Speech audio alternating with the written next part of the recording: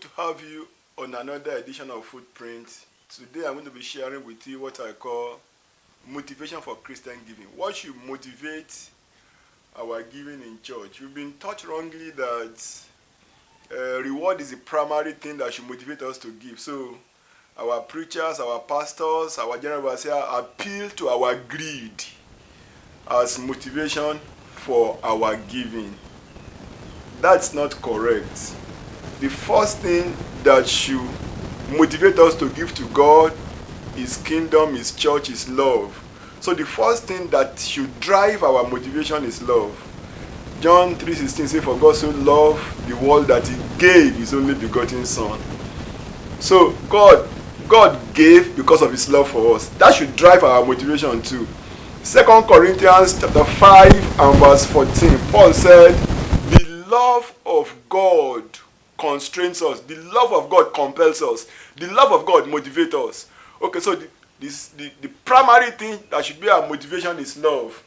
1 Corinthians 13 and verse 3, Paul said, "If I give my possession to the poor, all my possession to the poor, and I have not love, I gain nothing."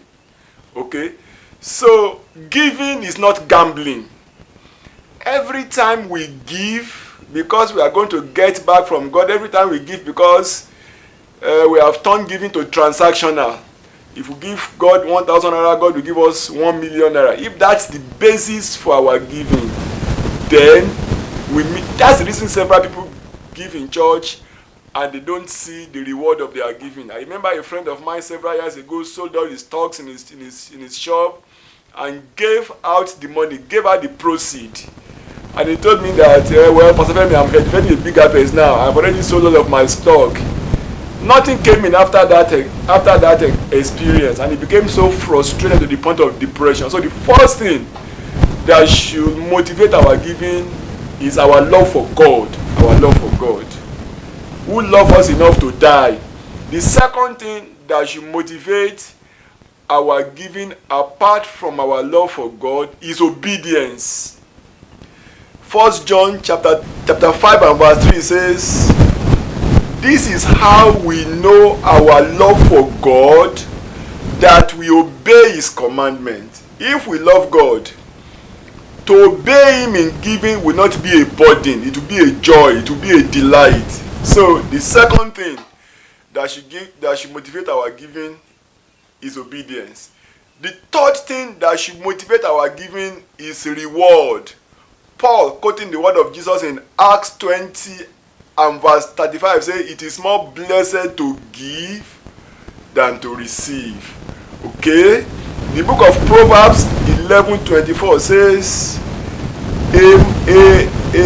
a generous man will be blessed. He who waters himself will be watered. Okay, so if we give, God will give back to us.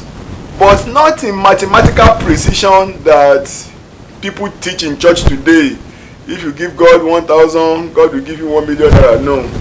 Anytime we bring that kind of precision to God, then we're already making our giving to God a pulse betting. We're already making it gambling. We're already making it transactional. God promised to reward our giving, but that reward does not have to come in monetary terms. That reward doesn't have to come in pecuniary terms. That reward will not have to come in a mathematical, precise way as we are taught in church today. Nevertheless, giving is still very spiritual. God insisted giving in church, in His kingdom, as a steward. Men of unstable mind are invading our pulpit now and perverting that very stewardship and abusing it. Nevertheless, it is still spiritual. It is still scriptural. It is still perfectly right for believers, for Christians, to give to God, give to church, give to missions, give to the needy, and all of us must make up our minds to do much more in the days ahead. I hope this helped. Thank you. God bless you. I hope you have been blessed by this video. I'd like you to share I'd like you to visit our YouTube channel and subscribe. I'm sure when you get there, there are several other videos that you will find interesting. Our video is designed to help walk you through the challenges of life. Please, whatever platform you are viewing it from, Facebook, WhatsApp, Instagram, please share. Thank you. God bless you.